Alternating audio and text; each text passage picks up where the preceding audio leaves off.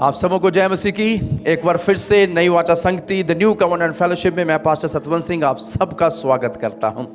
Hallelujah. कितने लोगों ने आराधना में प्रभु के नाम को ऊंचा उठाया, आनंद की, स्तुति की। हालेलुया। क्यों ना एक बार अपने हाथों को उठाकर फिर से कहें, प्रभु धन्यवाद आज के दिन के लिए। मैं जीवित हूँ, श्वास ले पा रहा हूँ, आपकी उपस्थिति में बैठा हूँ, मेरे भाई बंधु के साथ बैठा हूँ, संगति कर रहा हूँ, तेरा नाम ले रहा हूँ।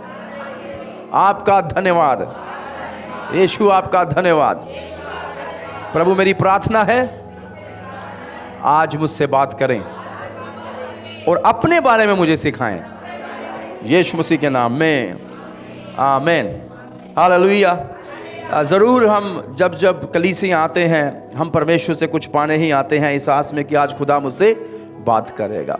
मैंने कई बार देखा है, हो सकता है मुझे शांति के शब्द ना मिले, प्रोत्साहन के शब्द ना मिले, पर जब मैं मेरे प्रभु के करैक्टर को, उसके चरित्र को, उसके व्यक्तित्व को और समझता हूँ, मुझे आनंद मिलता है, मुझे शांति मिलती है। हालेलुया। मेरा जो मेरे अंदर उदासी है वो फिर से आनंद में बदल जाती है जब मैं उन दिनों के बारे में सोचता हूँ जब यीशु आएंगे और सब चीजें जो अव्यवस्थित हैं उनको फिर से व्यवस्थित करेंगे। हालेलुया। हो सकता है सुबह के समय आपके पास ये सवाल हो, परमेश्वर क्यों? एक समय है जब परमेश्वर हर क्यों का जवाब देगा। आमीन। उसके पास सारे जवाब हैं। Praise God. वो बाइबल कहती है सब उसमें हाँ और आमीन में है।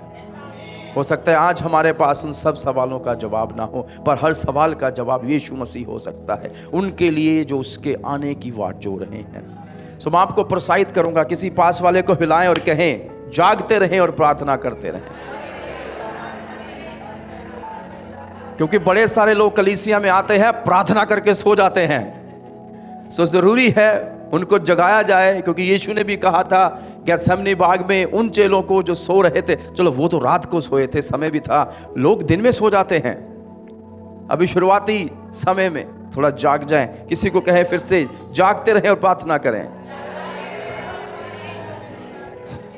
आमीन। जागते रहेंगे तो प्रार्थना करते रहेंगे, प्रार्थना करते रहेंगे तो ही जागते रहेंगे। क्योंकि बाइबल कहती है आत्मा तैयार है पर शरीर कमजोर है, और इसको संभालना है यदि तो जरूर है हम प्रार्थना वाले एक व्यक्ति हों। हालेलुया। आमीन। प्रभु का धन्यवाद हो। और हम पिछले कई सप्ताहों से एक बेहतरीन पुस्तक प्रकाशित वाक्य के ऊपर मनन कर रहे हैं, और ये यूहन्ना का ना होकर यीशु मसीह का प्रकाशित वाक्य है। ये रहस्य उद्घाटन है, वो रहस्य जो स्वर्ग के थे, परमेश्वर ने अपने भक्तों के लिए खोल दें ताकि हम इसे पढ़ें और समझें और आशा से भरे, आनंद से भरे। और उस दिन की वाट जो है जब एक बार फिर से वो यहूदा गोत्र का शेर जो परमेश्वर का वध किया हुआ मेमना है हमें दिखेगा। हालेलुया। आमीन। क्या ही अद्भुत वो दिन होगा। वचन कहता है, दो बातों को लेकर ही आगे मैं बढ़ूंगा। धन्य है वो व्यक्ति जो इस पुस्तक में लिखी हुई बातों को पढ़ता है, सुनता है और उसे मानता है। बाइबल कहती है वो धन्य है। और इन दिनों में हम इसे पढ़कर, इसमें से सुनकर, इस पे चलकर उस धन्यता की ओर बढ़ रहे हैं जो परमेश्वर ने हमारे लिए रखी है। हालेलुया। आमीन। और उसके साथ साथ मैंने बताया था इस पुस्तक को समझने के लिए जो सबसे बेहतरीन आउटलाइन है, जो समय सूची है, वो आपको प्रकाशित वाक्य 1:19 में मिलेगी। यहाँ लिखा है इसलिए जो बातें तूने देखी हैं और जो बातें हो रही हैं, आमीन, जो देखी है प्रकाशित वाक्य पहला अध्याय, जो हो रही हैं दूसरा तीसरा अध्याय, जो अभी भी चल रहा है। आमीन। जब तक कलीसिया उठाई ना जाए वो समय चलता रहेगा। जो बातें हो रही हैं और जो बातें इसके बाद होने वाली हैं। आमीन। सो विशेषता हमने पहली दो मुख्य बातों पर मनन कर चुके हैं, पहला अध्याय, दूसरा अध्याय, तीसरा अध्याय। और जैसे ही हमने चौथा अध्याय खोला था, हम पृथ्वी पर ना होकर स्वर्ग में पहुंच गए हैं। और अब स्वर्गीय बातों का समय है और हमें समझना है स्वर्ग क्या कुछ करने पर है। और ये बातें अभी होंगी क्योंकि ये बातें आने वाली हैं। उन सब को लिख ले। सो प्रभु यीशु मसीह ने जो है यूहन्ना को ये आज्ञा दी, जो बातें तू देख रहा है, जो बातें हो रही हैं और जिसके बाद होगी, उन सबको लिख ले। इस प्रकार से प्रकाशित वाक्य हमारे पास पहुंचा है। आमीन। और हम 5वें अध्याय पर पहुंच चुके हैं। आमीन। लेकिन 5वां अध्याय कोई डिस्कनेक्टेड अध्याय नहीं है। यदि आप इसको पीछे जाकर पढ़ें तो आपको समझ में आएगा कि 5वां अध्याय चौथे अध्याय की ही आगे बढ़ाई गई बात है। इट्स द कंटिन्यूएशन, ये आगे चल रहा है। आमीन। तो जैसे ही चौथा अध्याय खुलता है, किसी को याद है हमने क्या देखा था? स्वर्ग को खुलते हुए देखा और हम स्वर्ग के उस स्थान पर पहुंच गए। We were in the court room of heaven. Hallelujah. उस स्थान पर पहुंच गए जहां पर परमेश्वर का सिंहासन लगा हुआ है। और यदि आपको याद होगा, पिछला संदेश जो था मुख्यतः किसके बारे में था? Behold a throne. देखो एक सिंहासन, और वहां पर हमने देखा परमेश्वर बैठे हैं और पूरा स्वर्ग जो है उनकी स्तुति कर रहा है। आमीन। उनकी स्तुति कर रहा है, उसके नाम को। वो जो चारों प्राचीन हैं और वो 2400 प्राचीन वो प्रभु की स्तुति कर रहे हैं। कई जगहों पर जहां पर उन्हें प्राणी लिखा है, कई बाइबल उनको बीस्ट भी कहती है, because they were so huge. उनको देखने से ही समझ में आता है, हालेलुया, कि वो किस प्रकार से हैं। वो प्रभु की स्तुति कर पा रहे हैं। और मैंने आपको बताया था कि स्वर्ग किस प्रकार से परमेश्वर की आराधना करता है। और जैसे ही 5वां अध्याय खुलता है, ध्यान से सुनिएगा, जो चौथा अध्याय है वो सिंहासन के बारे में था, जो 5वां अध्याय है वो स्क्रोल के बारे में है।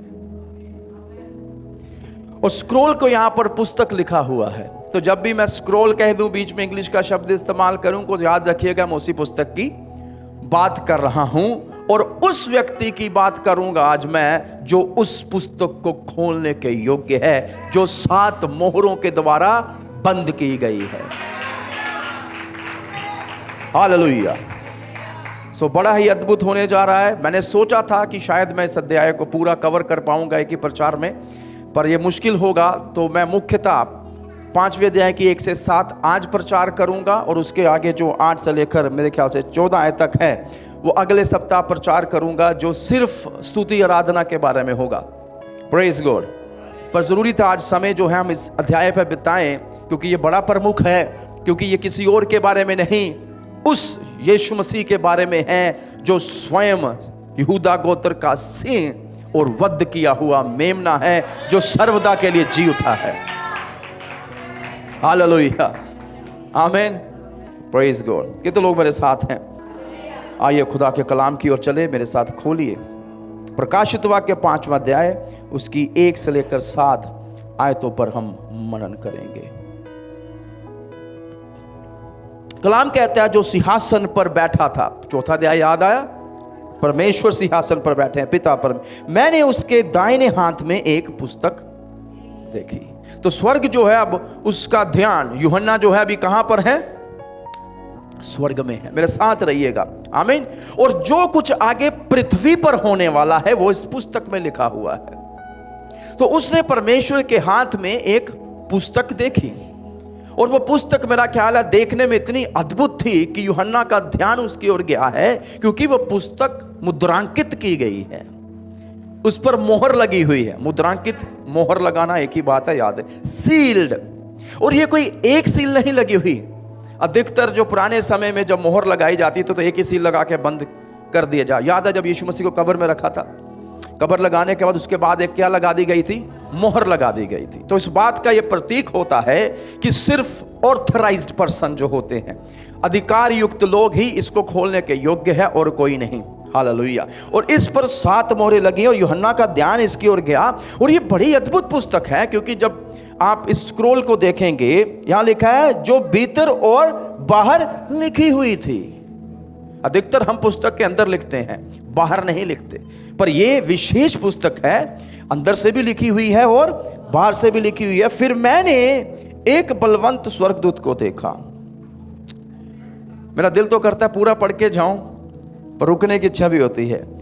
जो ऊंचे सबसे यह प्रचार करता था, देखिए प्रचार कर रहा है क्या? इस पुस्तक के खोलने और उसकी मोहरें तोड़ने के योग्य कौन है?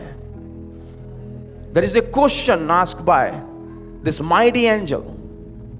He said, who is worthy to open the book and break the seal of this book? कौन है?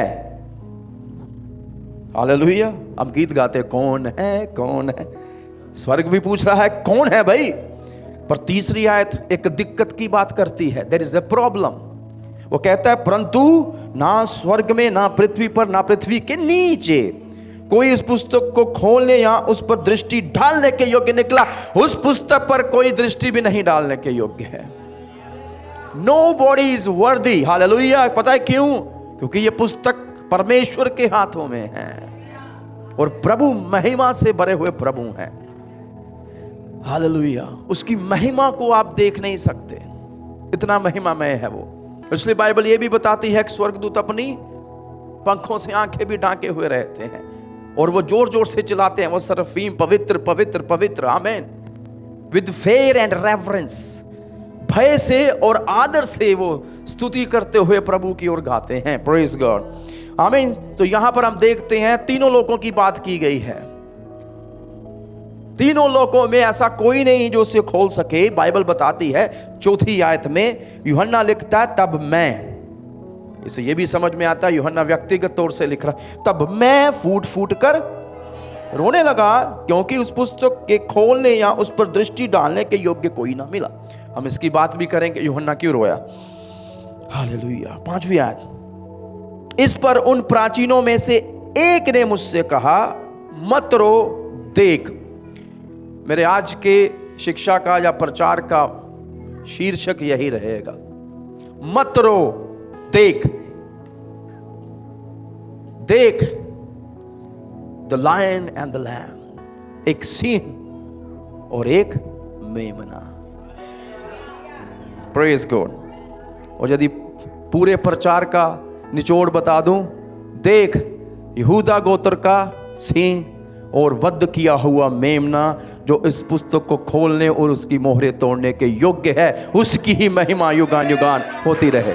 आमीन। ये इस अध्याय की पूरी लाइन है। आमीन। तो एक लाइन में आपको समझ में आ गया हम क्या सीखने जा रहे हैं। Praise God. फिर से दोहरा दूं, मत रो, देख, यहूदा गोत्र का सिंह और वध किया हुआ मेमना जो इस पुस्तक को खोलने और उसकी मोहरें तोड़ने के योग्य है, उसकी स्तुति और महिमा युगान युगान होती रहे। आमीन। Hallelujah. What a joy to preach the word of God. कितना आनंद आता है उसके वचन को खोलने में, उसको सीखने में। आमीन। और मैं आपको बताना चाहूंगा कि जो कुछ हम सीख रहे हैं अब ये पृथ्वी के संदर्भ में नहीं रहा है, अब ये स्वर्ग में पहुंच चुका है। हालेलुया। तो जैसे ही हम चौथा अध्याय बंद करते हैं, हमने देखा कि वो परमेश्वर की स्तुति के साथ बंद हुआ था। आमीन। पूरा स्वर्ग जो है वो परमेश्वर से प्रेम के कारण उसकी महिमा कर पा रहा है। पर जैसे ही पांचवां अध्याय खुलता है, वापिस हम स्वर्ग में हैं। अब यहां पर एक शिफ्ट आ रही है, वो ये है कि स्वर्ग अब अपना कार्य करने पर है और थोड़े समय के लिए ऐसा प्रतीत होता है कि स्तुति रुक गई है, प्रतीत होता है, क्योंकि एकदम शिफ्ट आता है और तब मैंने, और स्तुति रुकती है। स्तुति 8वीं आयत में फिर से शुरू होती है। Praise God. 8वीं आयत में, 5वें अध्याय की 8वीं आयत में, जो हम अगले सप्ताह देखेंगे। और स्वर्ग कुछ करने पर है, कुछ कार्य करने पर है। हालेलुया। आमीन। और इस पूरे अध्याय में जो एक चीज है, जब पूरे प्रकाशित वाक्य में, जब पूरी बाइबल में, वो ये है कि यीशु मसीह प्रमुख हैं। He is the central figure of heaven. Yeshu Masih स्वर्ग का सबसे प्रमुख व्यक्ति है। किसी को कहें सबसे प्रमुख व्यक्ति। मैं विश्वास करता हूं स्वर्ग एक बड़ी अद्भुत जगह है। यहां पर जाना बड़ा रुचिदायक, रोमांच देने वाला होगा। हालेलुया। महिमा में अद्भुत, और उसकी सड़कें सोने की होंगी। वहां पर तमाम प्रकार के हीरे जवाहरात और बेशकीमती पत्थर होंगे, जिसके बारे में हमने सीखा भी था। जैस्पर, यशब होगा, सूर्यकांत के पत्थर, माणिक्य और पता नहीं किस किस प्रकार के पत्थर आपको वहां पर मिलेंगे। और वहां पर बहुत अद्भुत लोग होंगे। अब्राहिम वहां होंगे, पौलुस वहां होंगे, और भी बहुत सारे संत वहां पर होंगे। पर वो सब प्रमुख नहीं है स्वर्ग में। स्वर्ग में सबसे प्रमुख व्यक्ति यीशु मसीह हैं। And he is worthy to get attention. आमीन। हमारा ध्यान खींचने के वो योग्य है। और अब हम उसी यीशु मसीह को देखने जा रहे हैं उसके सही स्थान पर। Is the rightful place. आमीन। यीशु का एक स्थान शुरू से ही था। वो स्वर्ग का अधिकारी है, महिमामय है, ऊंचे पर बैठा और विराजमान है। हालेलुया। सो ये अध्याय जो है आगे जो होने वाला है, महाक्लेश का समय। सब कहे महाक्लेश का समय। एक शिक्षा मैं जरूर देना चाहता हूं, मुझे नहीं पता मैं कब दूंगा, वो इसी के बारे में है, ये क्लेश के समय के बारे में। कैसे होगा, कलीसिया कब उठाई जाएगी। और बड़ी सारी शिक्षाएं संसार में हैं, अलग अलग व्यक्ति अलग अलग मत को धारण किए हुए हैं। और हम इस बात को मिलकर मंथन करेंगे, चिंतन करेंगे कि कौन सा जो व्यू है, आमीन, कौन सी सोच जो है वो सर्वोपरि है, जो उसको थामे रखा जा सकता है। पर इन सब बातों में कोई भी व्यू आप पकड़ लें, एक बात तो पक्की है, यीशु आएगा और पुनरुत्थान है। हालेलुया। सो हमारी आशा नहीं टूटेगी, आप किसी भी थियोलॉजी के साथ दौड़ लें तो भी। हालेलुया। आमीन। सो इस चीज को हम देखेंगे उसी एक सोच के साथ। मत रो, देख यहूदा गोत्र का सिंह, वध किया हुआ मेमना, जो उस पुस्तक को खोलने और उसकी मोहरें तोड़ने के योग्य है, उसकी महिमा सदा तक होती रहे। कितने लोग मेरे साथ हैं? हालेलुया। सो मैंने आपको बताया पिछला अध्याय सिंहासन का था, यह पुस्तक का है। और बाइबल कहती है जो सिंहासन पर बैठा था, मैंने उसके दाहिने हाथ में एक पुस्तक देखी जो भीतर से बाहरी ओर लिखी हुई थी। तो सबसे पहली बात हमें समझना है, यह पुस्तक बड़ी रहस्यमय सी प्रतीत होती है। अ मिस्टीरियस स्क्रॉल। ये कोई आम पुस्तक नहीं है, ये बड़ी एक रहस्यमय पुस्तक प्रतीत होती है। आपके पास भी कुछ पुस्तकें आपने पकड़ी हैं, हमारे पास बाइबल भी है। ये बाइबल जैसी नहीं है, ये थोड़ी अलग है, ये थोड़ी अद्भुत है। आमीन। मैं आपको बताना चाहूंगा, जो स्क्रोल हुआ करते थे पुराने समयों में, वो पेड़ों से लिए जाते थे, जहाँ जानवर की खाल पर होते थे, और उनको अंदर लिखा जाता था। लिखने के बाद उसको इस प्रकार से स्क्रोल करके, that's why we call it scroll, क्योंकि वो उसको गोल गोल घुमाकर बंद करके उस पर मोहर डाल दिया करते थे। इस प्रकार से वो चीज़ें बनती थी। तो एक पोर्शन लिखते थे, फिर स्क्रोल बनाते थे, बंद करते थे, दूसरा पोर्शन लिखते थे, स्क्रोल बंद करते थे, उसके बाहर कुछ नहीं लिखा होता था अधिकतर। पर इस रहस्य में पुस्तक के बाहर भी लिखा हुआ है और अंदर भी लिखा हुआ है। हालेलुया। आमीन। सो ये बड़ा ही अद्भुत और रहस्यमय प्रतीत होता है कि इस पुस्तक में क्या लिखा है। हालांकि बाइबल में आगे ये खोल दिया गया है कि क्या कुछ होगा, but this is very mysterious still. ये बड़ा ही रहस्यवादी है, बड़ा ही अद्भुत है यदि आप इसको देखेंगे। और थोड़ी देर में हम ये खोलने भी जा रहे हैं। पर कुछ चीजें हमें इस पुस्तक के बारे में समझनी है जो बाइबल बता रही है। तो पहली बात मैंने बताई, ये रहस्यमय है, अंदर बाहर से लिखा हुआ है। हमें नहीं पता इसमें क्या लिखा हुआ है, पर हम समझ सकते हैं। हो सकता है सारी बातों को नहीं, पर कुछ बातों को समझ सकते हैं। तो ये जो पुस्तक है रहस्यमय है। और अगली बात जो हमें समझनी है, इस पुस्तक का चरित्र क्या है, किसके बारे में है ये, और परमेश्वर के हाथों में है। मेमने इसको खोलेगा, पर ये है क्या। तो सबसे पहली बात जो हमें समझनी है, दूसरी आयत और चौथी आयत के अनुसार, जो दूसरी तीसरी चौथी के अनुसार, ये मनुष्य के बारे में है। This scroll has something to do with the man. ये पुस्तक जो है किसके बारे में है? मनुष्य के बारे में है। हालेलुया। मैं आपको बताऊं, आप संसार में रहेंगे तो इस पुस्तक को यदि आप सांसारिक मानसिकता से पढ़ेंगे तो ये आपके अंदर डर, शक और वहम लेकर आएगी। पर यदि आप इस पुस्तक को स्वर्गीय मानसिकता के साथ पढ़ेंगे तो यही पुस्तक आपके अंदर आशा, उत्साह और आनंद को लेकर आएगी। इस बात को समझना है हमें। आमीन। तो जब इसको पढ़े, मैंने कहा प्रार्थना के साथ पढ़ें और स्वर्गीय मंतव्यों के साथ, क्योंकि ये पुस्तक स्वर्ग में है और स्वर्ग में खोली जा रही है। पर जब ये खुल रही है, उसका प्रभाव पृथ्वी पर पड़ रहा है। तो स्वर्गीय पुस्तक पृथ्वी के बारे में। तो पहली बात ये, it has to something to do with the man, ये मनुष्यों के बारे में है। दूसरी चीज जो मैंने इसमें ही आपको बताई, ये पृथ्वी के बारे में भी है। विशेषता जैसे ही छठा अध्याय खुलेगा, छठा अध्याय खुलते ही मोहरें टूटना शुरू हो जाएंगी। कितनी मोहरें हैं? 6 मोहरें छठे अध्याय में टूटेंगी, 7वां अध्याय किसी और चीज के 8वें में जाकर 7वीं आयत मोहर टूटती है।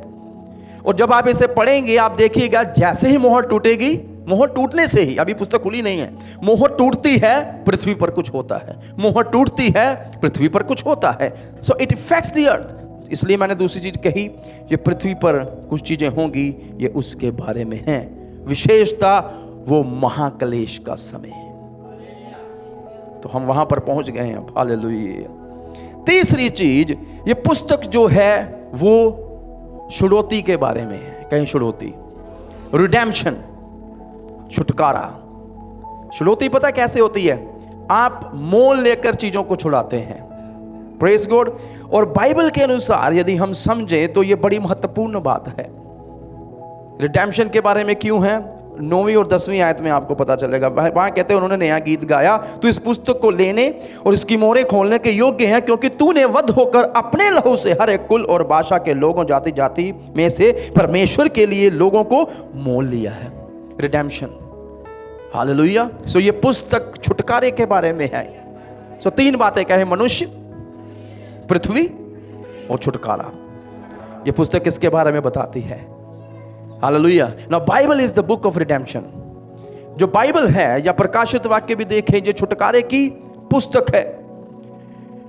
और छुटकारे की बात या मुक्ति की बात या छुड़ौती की बात मसीही लोग बहुत करते हैं, और ये बड़ा जरूरी है, महत्वपूर्ण है कि मसीही जो है उस छुड़ौती के बारे में, मुक्ति के बारे में समझें, क्योंकि सनातन से ही परमेश्वर की यही योजना थी कि वो मनुष्यों को छुड़ाए। वो जो पाप में पड़ चुके थे, वो जो नरक की ओर जा रहे थे, परमेश्वर चाहता था कि मैं उनको छुड़ा लूं, और प्रभु ने ऐसा किया भी मसीह यीशु के उस छुटकारे के काम के द्वारा जो वो क्रूस पर करके गया था। आमीन। सो छुड़ौती को समझने के लिए हमें पुराने नियम में जाना पड़ेगा। विशेषता विद्वान बताते हैं 3 प्रकार की छुड़ौती वहां पर बताई गई है। सबसे पहली बात, एक गुलाम को छुड़ाया जा सकता है। पुराने नियम में आप देखें तो बड़े गुलाम हुआ करते थे। पुरातन समयों में सिर्फ यहूदी उसमें नहीं, पर दूसरे देशों में, विदेशों में भी गुलाम हुआ करते थे। और यदि कोई व्यक्ति अपने आप को गुलामी में बेच दे, ऐसा भी होता था, किसी को पैसे की आवश्यकता है तो व्यक्ति अपने आप को बेच दिया करते थे। और यदि उस व्यक्ति को छुड़ाना है तो किसी दूसरे व्यक्ति को उसकी कीमत भरनी पड़ेगी, जो पैसे उसने लिए थे वो वापस करने पड़े। इस प्रकार से उनकी क्या हो जाती थी? छुड़ौती हो जाती थी। तो गुलाम को छुड़ाया जा सकता था। यही काम यीशु ने क्रूस पर हमारे लिए किया। हम जो सब गुलाम थे, किसके? पाप के, शैतान के, यीशु ने क्रूस पर अपनी जान देकर हमें छुड़ा लिया।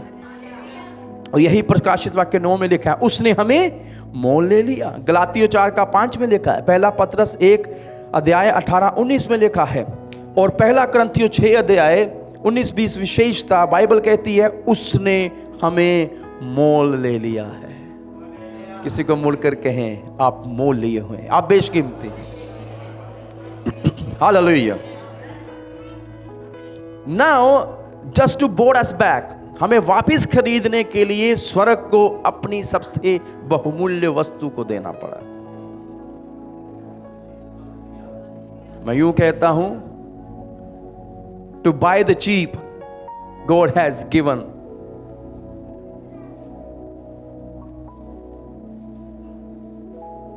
His ultimate gift to us. Hallelujah. आमीन।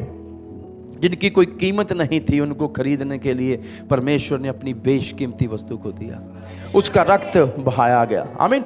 दूसरी चीज, पत्नी को मोल लिया जाता था, जब छुड़ाया जाता था छुड़ौती देकर। हो सकता है ये बड़ी सारी चीजें आपको समझ में ना आए। यदि आपने रूथ की पुस्तक कभी पढ़ी है तो आपको याद है, बोआज जो था उसने रूथ को छुड़ौती की मनी देकर, पैसे देकर मोल लिया था। और ये हुआ करता था पुरातन समयों में, जब एक औरत का पति मर जाए तो उसी के खानदान का कोई पास का व्यक्ति उससे शादी कर सकता है, पर मोल लेकर, और उसके लिए या उनके वंश पैदा कर दिए जाते थे। आमीन। और बोआज ने भी ऐसा ही किया था, रूथ को क्या है? मोल लेकर पत्नी को छुड़ाया। जानो बाइबल कहती है, ध्यान से सुनिएगा, Jesus died on the cross to redeem a bride on to himself. Yeshu भी क्रूस पर इसीलिए मरा ताकि अपने लिए वो दुल्हन को छुड़ा सके।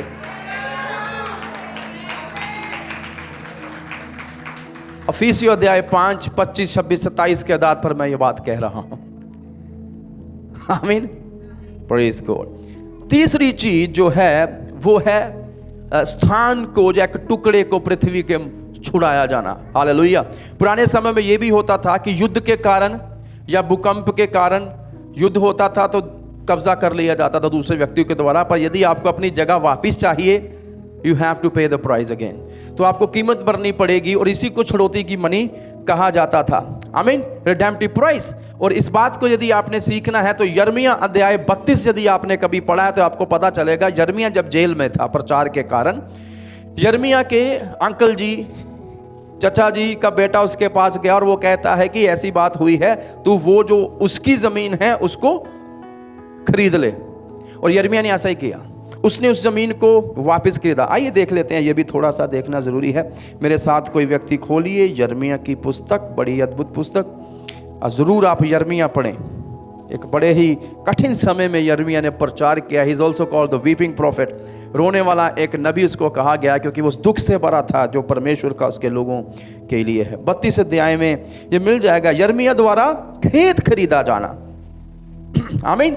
सो यिर्मयाह के जो यहूदा के राजा सदकिय्याह के राज्य के 10वें वर्ष में नबूकदनेस्सर के राजा का 18वां वर्ष था, यहोवा की ओर से ये वचन यिर्मयाह के पास पहुंचा। उस समय बेबीलोन के राजा की सेना ने यरूशलेम को घेर लिया था और यिर्मयाह भविष्यद्वक्ता यहूदा के राजा के भवन के पहरे के आंगन में कैदी था। देखिए, क्योंकि यहूदा के राजा सिदकिय्याह ने ये कहकर उसे कैद किया था, तू ऐसी भविष्यवाणी क्यों करता है?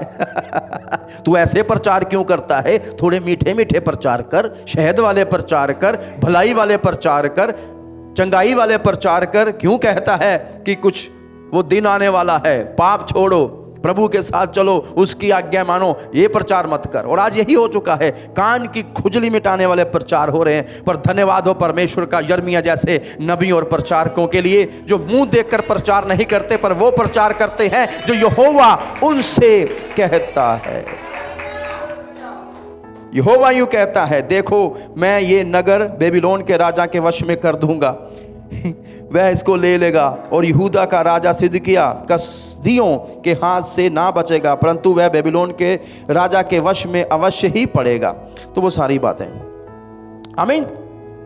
सो बाइबल कहती है, देख शलम का पुत्र हनमेल जो तेरा चचेरा भाई है, वह तेरे पास ये कहने को आने वाला है, मेरा खेत जो अनातोत में है उसे मोल ले। सो यहाँ पर समझ में आता है, उसका चचेरा भाई आया जो चाचा का लड़का था, और आकर उसे कहता कि वो खेत जो है वो क्या है, मोल ले ले। और यिर्मयाह ने ऐसा ही किया, उसने उसका खेत जो है वापस खरीद लिया। और इसके बाद यिर्मयाह ने एक पुस्तक या एक स्क्रोल बनाया, दूसरी वसीयत कह लीजिए, आमीन, जिस पर उसने ये सारी बातें हैं लिखी हैं। 10वीं आयत की ओर ध्यान दीजिए। मैंने दस्तावेज में दस्तखत और मोहर हो जाने पर गवाहों के सामने वह चांदी कांटे में तोलकर उसे दे दी। चांदी के कांटे में तोलकर दे दी, पर क्या किया, दस्तखत किए और मोहर भी लगाई गई है। हालेलुया, आमीन। तो जितनी चीज मैंने ये पढ़ी है और मुझे समझ में आया है, ये एक और बात मैंने समझी, जो विद्वान कहते हैं वो ये कहते हैं कि यहां पर जो है छुड़ौती के समय में दोनों तरफ लिखा जाता था, और यिर्मयाह ने जो स्क्रोल बनाए थे ये दोनों तरफ लिखे गए थे, और इसको मिट्टी के बर्तन में डालकर मंदिर में रखा जाता था। और 2 प्रतियां बनाई थी, एक पब्लिक पढ़ने के लिए, सार्वजनिक करने के लिए कि ये उसने खरीद ली है, और एक व्यक्तिगत तौर पर रखने के लिए, आमीन। सो इस स्क्रोल या उस दस्तावेज के अंदर ये लिखा होता था कि ये स्थान क्यों बिक गया था, या ये स्थान क्यों उसके हाथ से निकल गया था, और बाहर किस प्रकार से उसने उसको वापस खरीदा है। Terms of redemption. हालेलुया, समझ आ गया? जो अंदर लिखा हुआ है क्यों खो गया था, बाहर लिखा हुआ वापस कैसे लिया, साधारण शब्दों में। Hallelujah, amen. सो यदि आप पूरा अध्याय पढ़ेंगे आपको समझ में आ जाएगा। देखिए 14वीं आयत भी हम देख लेंगे और समझ के लिए। आगे लिखा हुआ है, इज़राइल का परमेश्वर सेनाओं का यहोवा यूं कहता है, इन मोल लेने की दस्तावेजों को जिन पर मोहर की हुई है और खुली हुई हैं, इन्हें लेकर मिट्टी के बर्तन में रख, ताकि ये बहुत दिन तक रहें। तो यहां समझ में आता है मिट्टी के बर्तन में रखे गए थे और वापस उसको मंदिर में रखा गया था। हालेलुया, कितने लोगों को समझ आ रहा है? आमीन। सो यहां पर हम देखते हैं यिर्मयाह जो है उसने छुटकारे वाले व्यक्ति के समान क्या किया है, काम किया है, और अपने चाचा की संपत्ति को या खेत को छुड़ाया है। हालेलुया। और यहां पर हम जो प्रकाशित वाक्य 5 अध्याय में देख रहे हैं, यहां पर भी यही हो रहा है। हालेलुया, आमीन।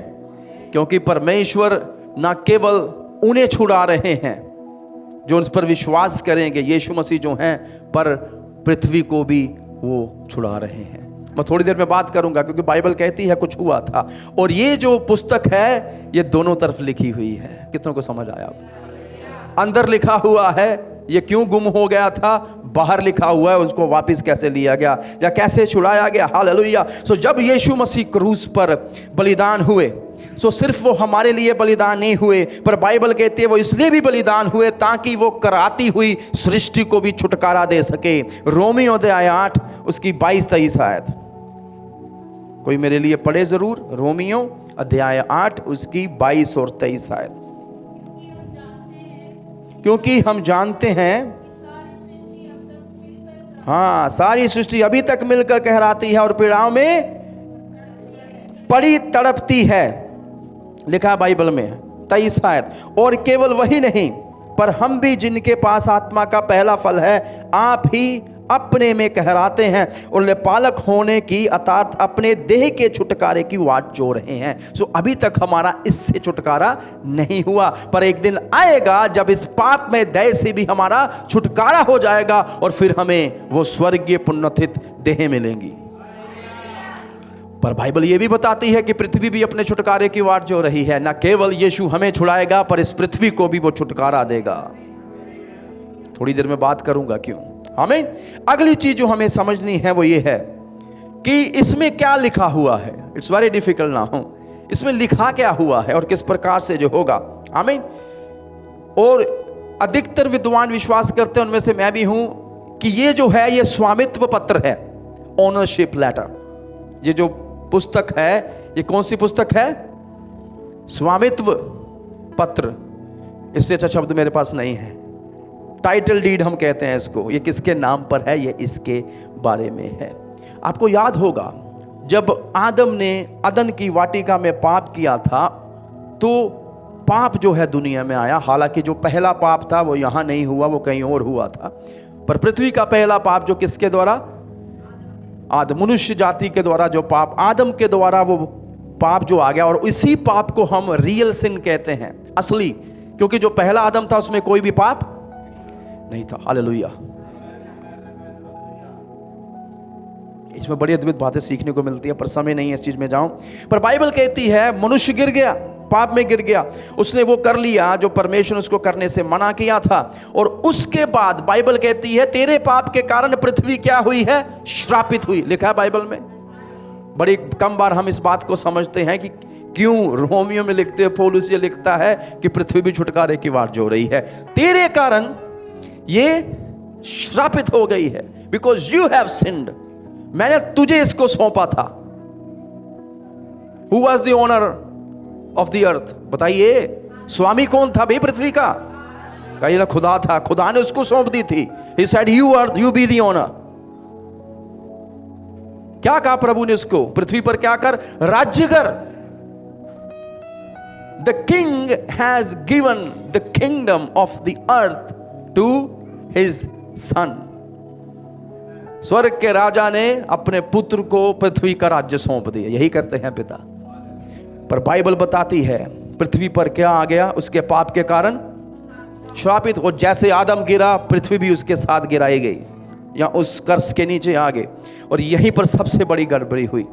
परमेश्वर ने इंसान को बनाकर अदन की वाटिका में रखा और उसको अधिकार दिया। उत्पत्ति 1:27 के आधार पर बात कर रहा हूं। मनुष्य ने पाप किया और मनुष्य के पाप करने के कारण ये जो सत्ता थी, ये जो अधिकार था, वो शैतान को मिल गया। He steal it from Adam। चोर केवल चोरी करने, घात करने। Now you understand? यीशु ने ये क्यों कहा? He steal it from Adam। वो सत्ता जो उससे छीन ली गई। और इसीलिए बाइबल कहती है 2 कुरिन्थियों 4:4 में कि अब इस जहान का परमेश्वर या खुदा वो शैतान है। कभी पढ़ा आपने 2 कुरिन्थियों 4:4 में क्या लिखा हुआ है? वो कहता है इस संसार का, ये वाला संसार, पृथ्वी का बादशाह शैतान है।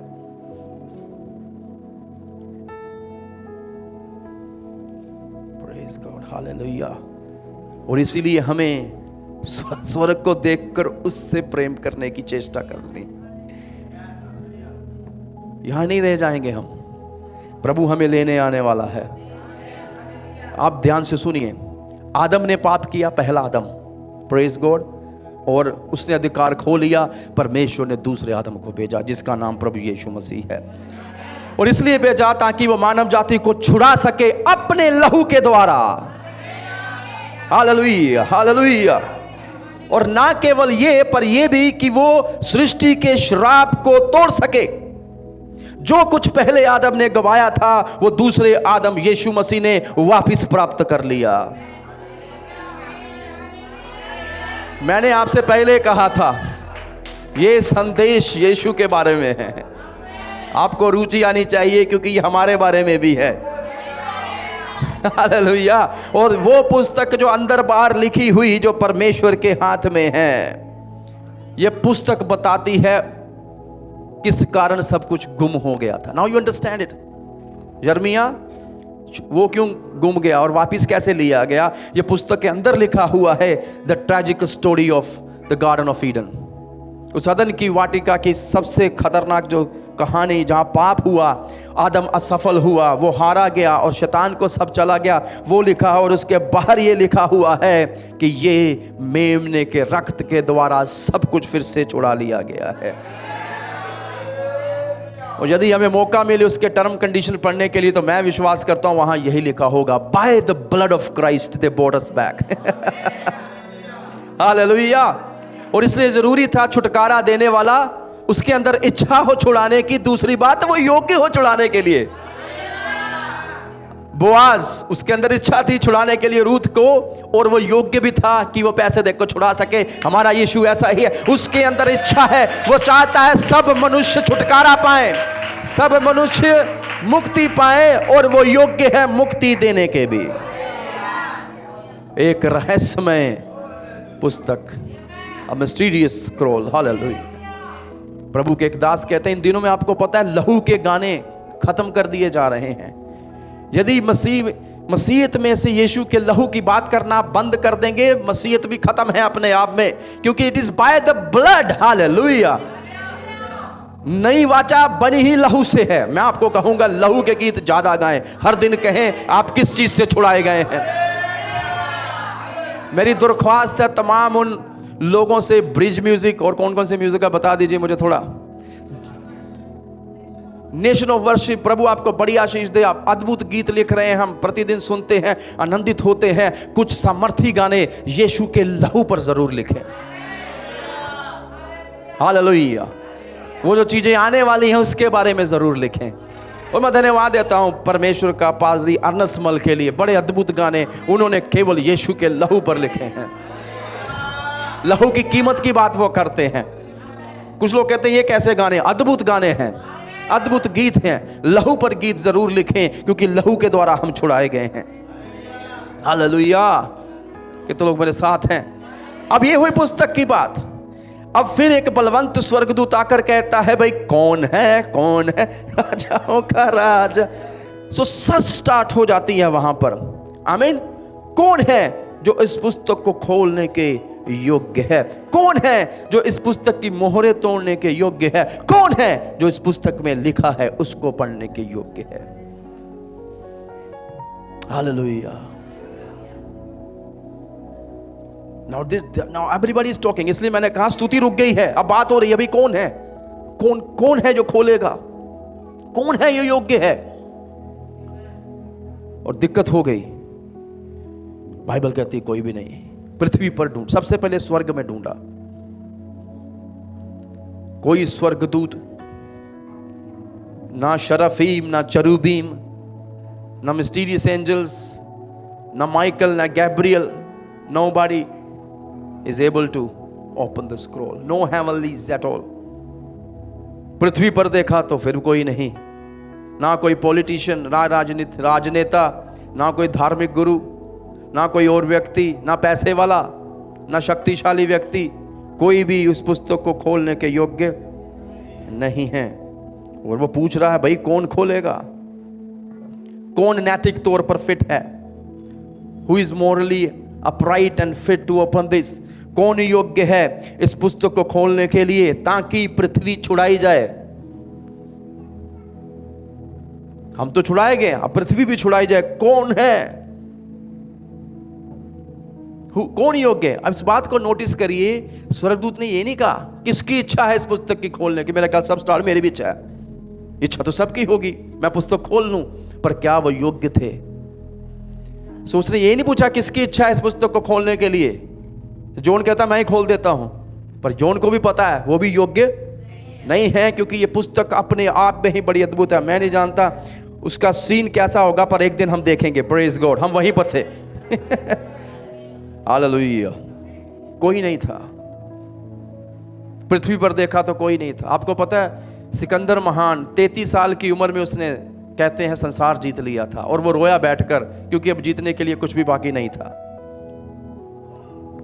वो भी संसार को छुड़ा नहीं पाया। और उससे पहले नबूकदनेस्सर जैसे राजा आए हैं, उन्होंने भी छुड़ौती के लिए कुछ नहीं कर पाए। वो कहते थे हम महान हैं। और ऐसे कई व्यक्ति, Julius Caesar, Napoleon, Adolf Hitler और उसके जैसे कई लोग आए डोमिनियन करने के लिए, राज्य करने के लिए, पर कोई भी छुड़ाने के योग्य नहीं था। पृथ्वी पर भी कोई योग्य नहीं था, बाइबल कहती है। और इसके बाद पृथ्वी के नीचे भी देखा गया, अधोलोक की तरफ भी देखा गया कि कोई है, वहां पर भी कोई नहीं था। मैं आपको बताऊं, एक समय आएगा जब एक पागल व्यक्ति, मैडमैन मैं कहता हूं उसको, मसीह विरोधी आएगा। आपको पता है वो संसार को बहुत दूर तक लीड करेगा। ऐसा लगेगा कि आहा, क्योंकि पहले 3.5 साल शांति है, but then he is also fail to redeem. वो भी छुटकारा नहीं कर पाएगा, वो बड़ा पास चला जाएगा। मोर्टल वर्ल्ड के जो दुनिया है उसके हिसाब से जो वो राज्य करेगा, वो बड़ा करीब चला जाएगा। मतलब वो इतना सफल हो जाएगा कि लोग कहेंगे वाह वाह, ये तो परमेश्वर का काम है, आहा, शांति ही शांति है, सब सेट हो गया।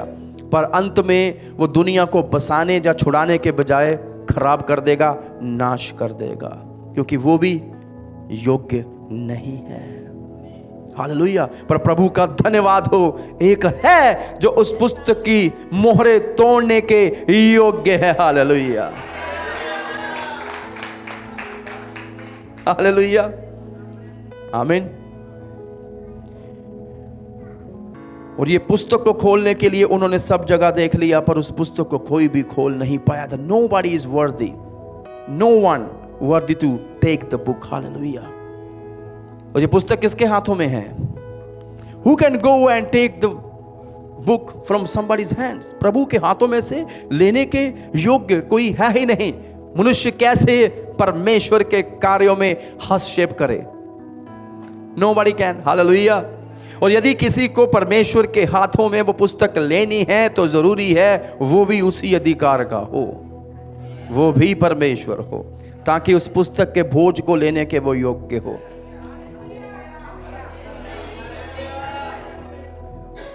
Praise God.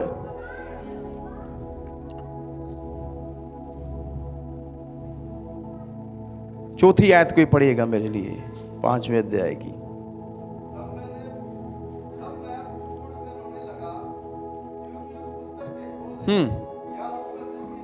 कोई योग्य नहीं था। तो यूहन्ना फूट फूट कर, अब ध्यान से सुनिएगा, they made a research in heaven, on earth and even in hell.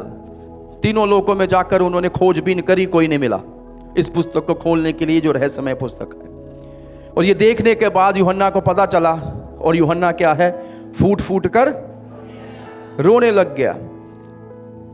Bible कहती है, यदि आप बाइबल में रोने की बातें सुनेंगे तो बाइबल में 2 शब्द इस्तेमाल किए गए। पहली बात, जब पहली बार यीशु लाजर की कब्र के पास जाकर रोया था तो यीशु जोर जोर से नहीं रोए, ये चुप्पी से रोना है। कुछ लोग देखे ना, उनके आंसू बहते हैं और बस चुपचाप वो रोते रहते हैं। आंसू बह रहे हैं, वो रो रहे हैं। यीशु वैसे लाजर की कब्र के बाहर जाकर रोया था। और दूसरी बार यीशु फिर रोए थे जब यरूशलेम प्रवेश किया था।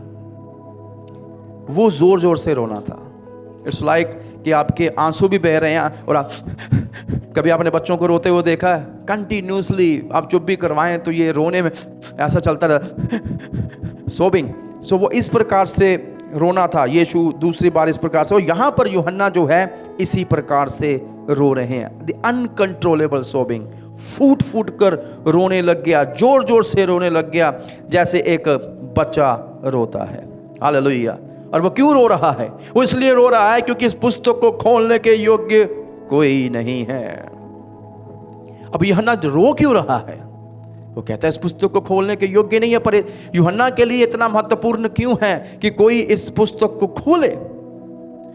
पता है क्यों? क्योंकि यूहन्ना जानता था इस पुस्तक में क्या है। आमीन।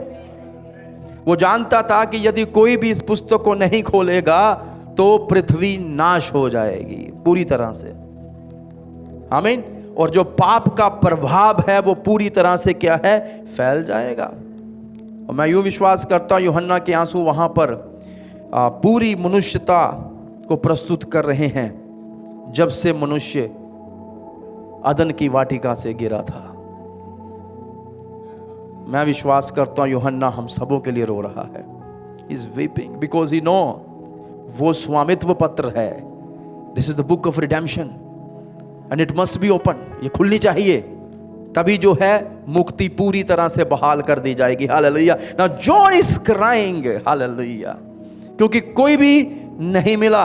पर जैसे ही 5वीं आयत आप पढ़ना शुरू करते हैं, प्रेज गॉड। सो हमने देखा एक रहस्यमय पुस्तक, हमने देखा एक रहस्यमय खोज की गई है। और यहां पर हम देखते हैं एक महान छुटकारा करने वाला। हालेलुया। आमीन। यहाँ वो है जो इस पुस्तक को खोलने के योग्य है। और 5वीं आयत में उसके बारे में बताया गया है। जब यूहन्ना रो रहा था और उन प्राचीनों में से एक ने उससे आकर कहा और उसको प्रोत्साहित किया कि भाई मत रो, weep not, behold the lion and the lamb. Hallelujah. रो मत, देख यहूदा गोत्र का सिंह और वध किया हुआ मेमना। हालेलुया। यूहन्ना रो रहा है क्यों? क्योंकि वो असमर्थ है। वो देख रहा है ना स्वर्ग में, ना पृथ्वी पर, ना अधोलोक में कोई भी समर्थी है इस परिस्थिति को बदलने के लिए। पर एक खुशखबरी अभी भी वहां है, यीशु वहीं पर है। और इसलिए तो मत रो। और आज मैं आपको भी ये संदेश देना चाहता हूं, हो सकता है आपको भी अपना जीवन ऐसा ही लगे, कुछ हो नहीं सकता। Nobody is worthy to change anything. कोई भी नहीं है कुछ बदलने के लिए, असमर्थ है, कुछ हो नहीं सकता। आप रो रहे हैं, फूट फूट कर रो रहे हैं। कौन? स्वर्ग आपके लिए एक प्रोत्साहन लेकर आया है, वो ये है, वो देखो, रो मत। यहूदा गोत्र का शेर, वध किया मेमना, जो आपके और मेरे छड़ौती के लिए है, वो आज भी सिंहासन पर विराजमान है। सब बातें करने के लिए योग्य है, समर्थी है, बलशाली है और सारी सत्ताएं उसके अधिकार में है। वो सर्वोपरि है, उसके कथन से ही सब कुछ हो जाता है। हालेलुया। किसी को मुड़कर कहें रोए ना और मेमने की ओर देखो। हालेलुया। ओ शान बाबा शेखे रे रे रे रे रे रे। रोना बंद करें और मेमने की ओर देखना शुरू करें। रोना बंद करें, यहूदा गोत्र के शेर की ओर देखना शुरू करें, जो विजयी है और दूसरों को भी विजयी बनाता है, क्योंकि उसने अपना रक्त बहाया है। वो हमारे लिए वध हुआ है और ये सदा काल के लिए वो मुर्दों में से जी उठा है। हालेलुया। आमीन। Praise God. और आइए इस महान समर्थी को हम मिलकर देखें ये कौन है और उसके शब्दों को याद रखिए। वो कहता है रो मत और देखो। Hallelujah. Sometime we just weep but we don't see. कई बार विश्वासी केवल रोता ही रहता है। आदत बन चुकी है रोने की कई लोगों की। पैसा हो तब भी रो रहे हैं, पैसा नहीं हो तब भी रो रहे हैं, खुशियां हैं तब भी रो रहे हैं, खुशियां नहीं हैं तब भी रो रहे हैं। कुछ लोगों को मैंने सिर्फ रोते हुए देखा है। ये कभी शिरोमणि नहीं बन पाते, हमेशा चिंतामणि बने रहते हैं। आज सब सही हो गया, टेंशन नहीं हुई। क्यों नहीं हो रही? मैं कल के बारे में सोचकर टेंशन लूंगा।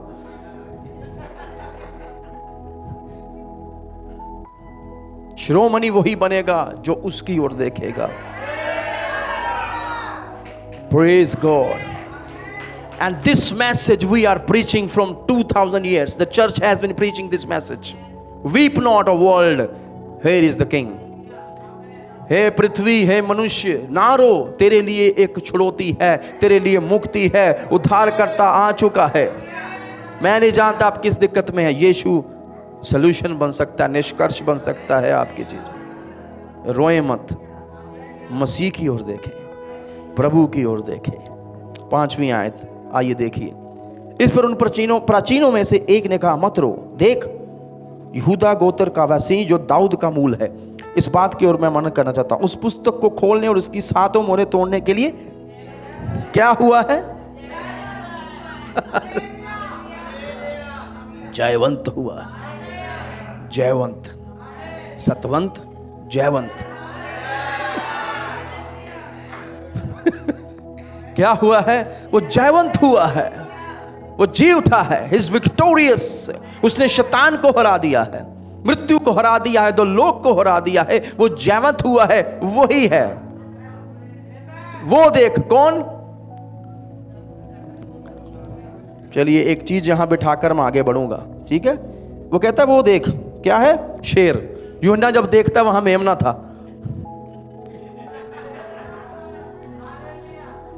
We need to understand this। ये पिक्चर जो बनी है बड़ी अद्भुत है। वो कहता है देख यहूदा गोत्र का शेर। जब उसने देखा, उसको वध किया हुआ मेमना दिखाई दिया, और ये मेमना अद्भुत था जिसके 7 सींग हैं और 7 आंखें भी हैं। Praise God. थोड़ी देर में इसकी भी बात करेंगे। पहले हम इस जयवंत हुए सिंह के बारे में बात करना चाहते हैं। Behold the lion and the lamb. Hallelujah. तो यहां पर 2 शीर्षक यीशु के लिए इस्तेमाल किए गए। पहली बात यहूदा गोत्र का, और दूसरी चीज द रूट ऑफ डेविड, दाऊद का मूल। पहले इसकी बात करेंगे हम। आमीन। और मैं जानता हूं जैसे ही यूहन्ना ने ये 2 शब्द सुने होंगे, अब यूहन्ना उसको पुराना नियम पता है, उसको पता है मसीह के बारे में भविष्यवाणियां की गई हैं। और एक भविष्यवाणी जो आपको मिलेगी उत्पत्ति अध्याय 49, 8, 9, 10 में है। यहूदा आपको वहीं मिलता है। कभी नहीं पढ़ी तो आइए खोल लीजिए, पढ़ना जरूरी है। जो हमें सुन रहे हैं आप भी पढ़िए, बाइबल खोलिए। मैं विश्वास करता हूं जब कलीसिया में प्रचार हो, बाइबल खुलनी चाहिए, बार बार वचन पढ़ा जाना चाहिए। पढ़िए, यहूदा की बात हुई वहां पर। हे यहूदा, तेरे भाई तेरा धन्यवाद करेंगे, तेरा हाथ तेरे शत्रुओं की गर्दन पर पड़ेगा, तेरे पिता के पुत्र तुझे दंडवत करेंगे। हाँ, यहूदा कौन है? सिंह का बच्चा है। आगे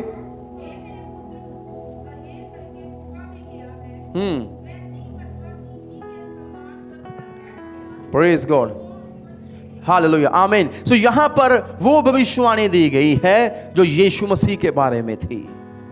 आमीन। सो यहूदियों को यह वायदा दिया गया था। ध्यान से सुनिएगा, यहूदियों को। यहूदी किस में से आए? यहूदा।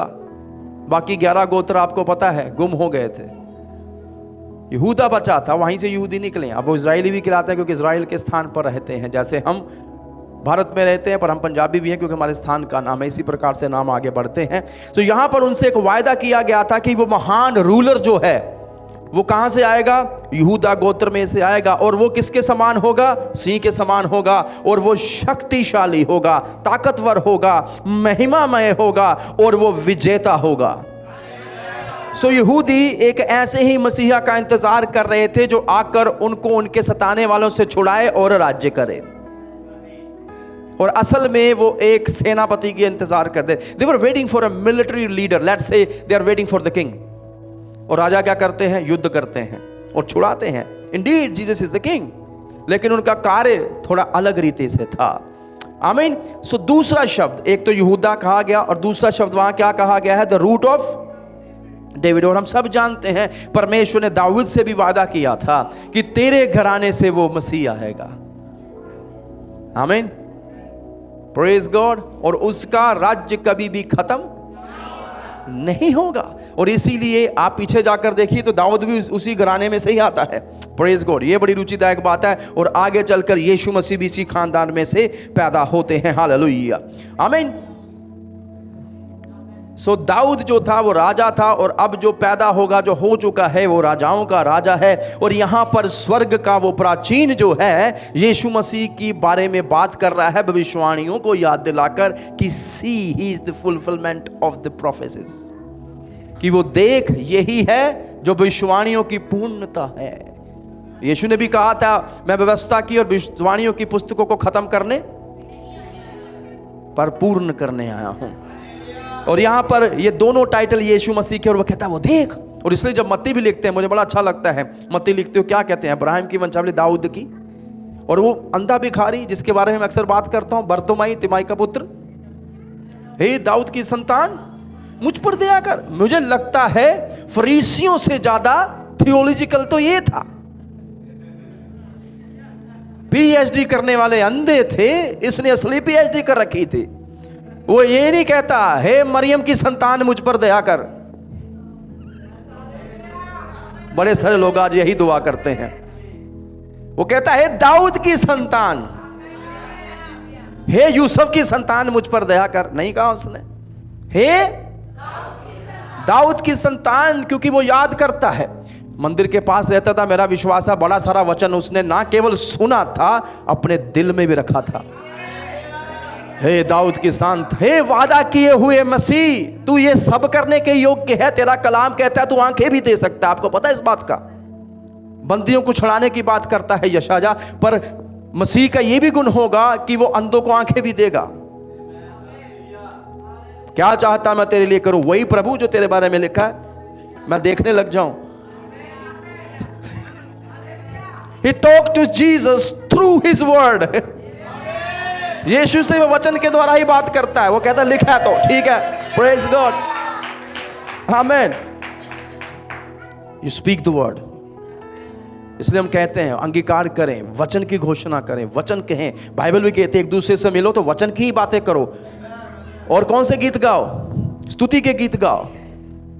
सोचिए जब आप मिले तो कोई गीत, हालेलुया, प्रेज द लॉर्ड, आमीन। और यीशु जब दुनिया में आए तो उन्होंने इस बात की घोषणा करी कि वो ही मसीह हैं, पर वो यहूदियों की इच्छाओं को पूरा नहीं करे।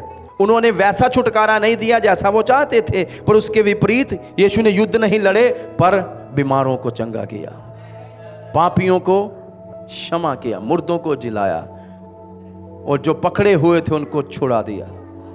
याद है वो व्यक्ति जब दोनों को छोड़ा जाना था तो वो सरदार पूछता है इन दोनों में से किसको छोड़ूं? उसका नाम याद है किसी को? बरअब्बा, द सन ऑफ फादर, पिता का बेटा। इधर असली पिता का बेटा है, ये छुड़ाया गया है। हालेलुया। बड़ी चीजें बाइबल में दिखती हैं और बड़ी अद्भुत लगती हैं। Here is the son of God, and ये बरअब्बा है, ये भी son of father है। Now he is the real son of father, और उसकी भी छुड़ौती यीशु के माध्यम से ही हुई है। Praise God।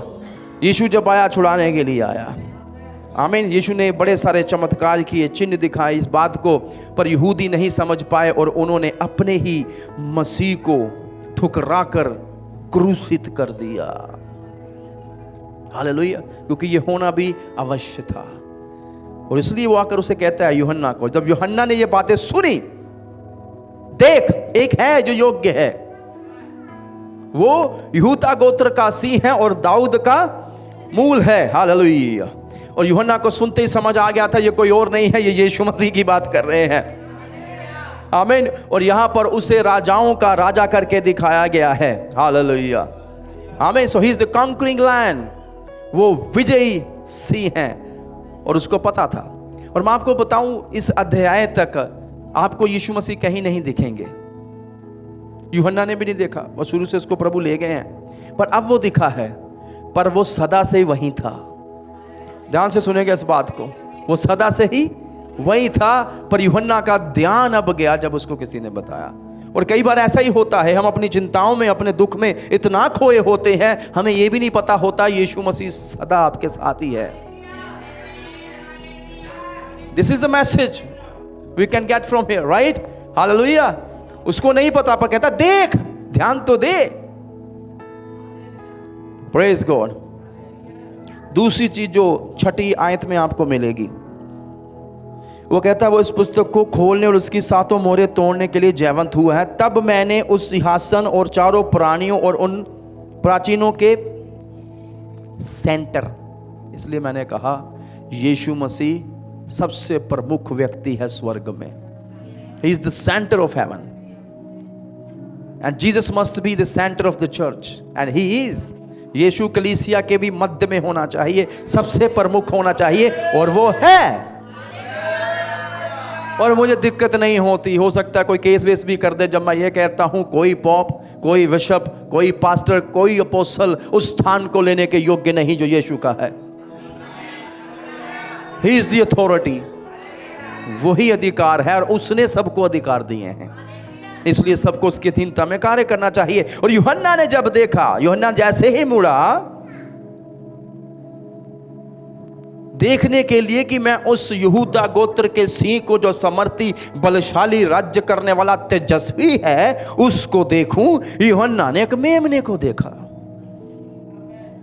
और वो मेमना कोई आम मेमना नहीं है, वो मेमना है जो जगत की उत्पत्ति से पहले ही वध किया गया है। आमीन। और यहां पर जो मेमना शब्द इस्तेमाल किया गया, विद्वान बताते हैं ये छोटा मेमना है, बड़ा मेमना नहीं है ये। A little lamb, ध्यान से सुनिएगा इस बात को। छोटा एक मेमना, उसने ये आशा रखी कि मैं किसी महान व्यक्ति को देखूंगा दहाड़ते हुए। आपको पता आज भी जब आप कहीं टी शर्टें खरीदने जाएं तो लोग मेमने की बात करना पसंद नहीं करते। हर एक यहूदा गोत्र का शेर ही बना फिरता है ना। पीछे गाना भी आया था, उसमें भी यहूदा गोत्र के क्षेत्र, मेमने की बात क्यों नहीं करते भाई? वो लायन तो है, वो राजा तो है, पर प्रकाशित वाक्य में 28 बार मेमने की बात की गई है और बड़े कम बार शेर की बात की गई है। क्योंकि हर एक व्यक्ति शक्तिशाली के साथ ही खड़ा होना चाहता है।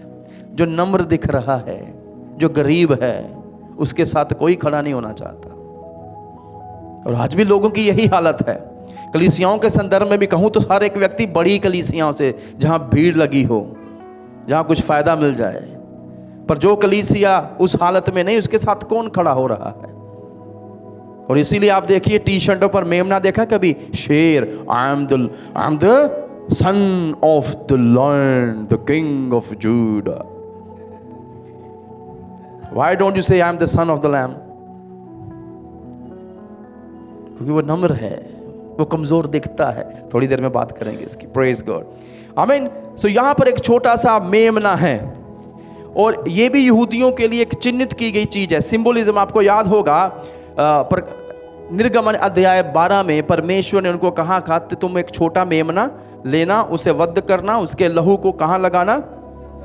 चौंकटों पर लगाना, और जो मृत्यु हो तुम्हारे पास से गुजर जाएगी।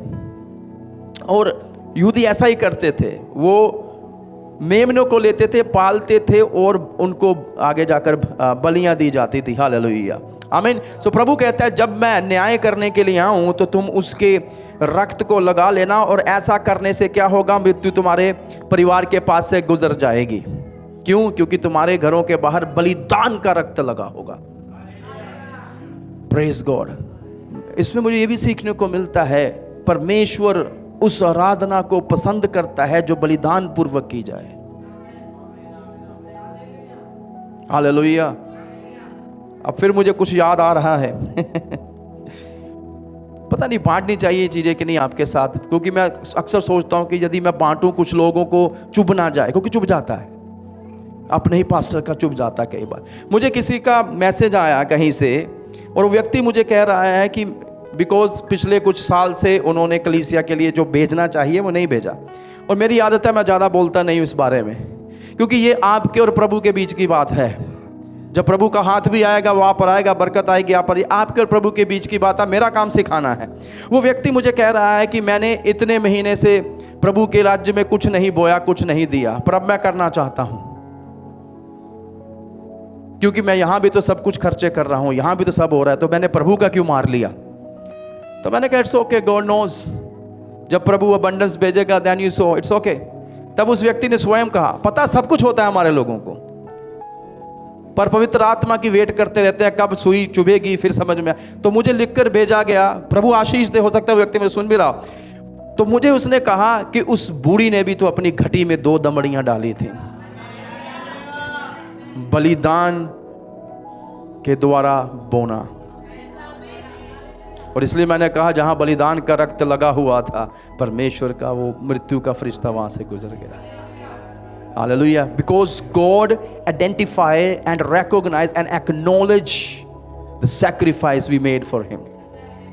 परमेश्वर उन बलिदानों को सराहते हैं, उसकी पहचान करते हैं, जो बलिदान हम परमेश्वर के लिए करते हैं, चाहे वो किसी भी संदर्भ में हो, सिर्फ देने के नहीं। क्योंकि हम प्रभु के राज्य में सिर्फ अपनी संपत्ति धन नहीं बोते, हम अपने जीवन को भी देते हैं। और यदि आपने जीवन नहीं दिया, आप वो व्यक्ति कभी नहीं बन पाएंगे जो अपनी संपत्ति के द्वारा परमेश्वर की आराधना कर सके। That's why it's very difficult for some people to give it for God।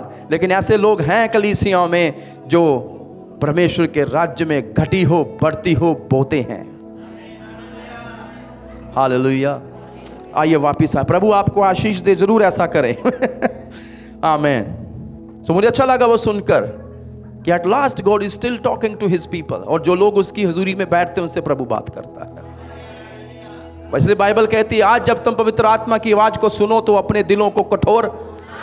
इसका अर्थ क्या है? पवित्र आत्मा की आवाज सुनने के बाद भी कुछ लोग अपने मन को कठोर कर लेंगे। दूसरे शब्दों में, ढीठों का कोई इलाज नहीं, डिठाई का कोई इलाज नहीं है। उसका एक ही इलाज है, उसको सुने और उसकी अधीनता में चले, बस। हालेलुया। और इसलिए हमें अपनी डिठाई का इलाज खुद करना है। कुछ चीजें आपको खुद ही करनी है कि नहीं? डॉक्टर आपको कह सकता है डाइट सही करिए, अब बना के थोड़ी देगा वो आपको। वो आपको कहेगा एक्सरसाइज करिए, करवाएगा थोड़ी ना कर। पास्टर का काम यही है, he will preach but you have to follow. और जब आप ऐसा करेंगे जरूर आशीषें आएंगी। आमीन। सो उस रक्त में, उस मृत हुए मेमने के रक्त में उस समर्थ को परमेश्वर ने उनको दिया जिसके द्वारा उस मृत्यु से बचाए गए। और यह तस्वीर थी उस दिन की जब परमेश्वर का मेमना क्रूसित होगा। याद है मैंने प्रचार किया था यूहन्ना के बारे में, यूहन्ना बपतिस्मा, जो कि लेवी घराने में से था। क्योंकि एक लेवी ही जो है मेमने को चढ़ा सकता था, उसकी पहचान कर सकता था, विदाउट ब्लेमिश। और यूहन्ना ने पहचान करी कि तब वो देखो परमेश्वर का, इजराइल का मेमना नहीं कहा उसने, यहूदियों का मेमना नहीं, जो जगत में आप और में आते हैं। और इसलिए Jesus is universal incarnation of God. इसलिए मैं कहता हूं यीशु मसीह सबके लिए है। वो he is a universal available sacrifice which God has given, जो उपलब्ध है हमारे लिए। जगत का पाप उठा लिए जाता है, वो परमेश्वर का मेमना है। और यूहन्ना ने मेमने को ही देखा है। Praise the Lord, he is the Redeemer of the world. परमेश्वर ने अपने इकलौते पुत्र को उस मेमने की तस्वीर में भेजा ताकि वो आकर क्रूसित हो और हम सबके प्राणों का छुटकारा हो जाए। आमीन। सो उस पिता ने पापियों के स्थान पर अपने इकलौते पुत्र को, जो परमेश्वर का मेमने के समान आया था, हमारे पापों को न्याय किया। आमीन। और ये क्रूस पर था, यहां पर स्वर्ग ने सबसे महान विजय को प्राप्त किया। इसलिए लिखा वो जयवंत हुआ है। हालेलुया। ही प्रिवेल्ड, वो विजय होकर निकला है वहां पर। और प्रभु यीशु मसीह ने ये विजय हर एक स्थान में हमें दी है। On every possible turn you see he is victorious. आप कहीं भी उसको घूम कर देख लेंगे, बाइबल में समझेंगे तो आपको समझ में आएगा वो हर जगह पर जयवंत हुआ है। मेरे साथ रहिएगा। हालेलुया। आमीन। इस बात को समझिए, जब उसकी परीक्षा हुई वो वहीं पर जयवंत हुआ। याद आया आपको? शैतान को लगा था यीशु असफल हो जाएंगे, वो गिर जाएगा। याद है कि नहीं? वो गिराने के लिए आया था यीशु को, कहे इन पत्थरों को, नहीं कहा प्रभु ने, वचन का इस्तेमाल किया। ऊपर से गिरा ले, वचन का इस्तेमाल। प्रभु कहते नहीं, मेरी आराधना कर ले। प्रभु कहते नहीं, हालेलुया। शैतान को लगा वो यीशु को गिरा लगा, लेकिन वो यीशु को गिरा नहीं पाया। यीशु वहां पर जयवंत हुए, परीक्षाओं में उसने विजय प्राप्त करी है। लोग छोटी छोटी परीक्षाओं से घबराकर प्रभु से ही दूर हो जाते हैं। Hallelujah, praise God.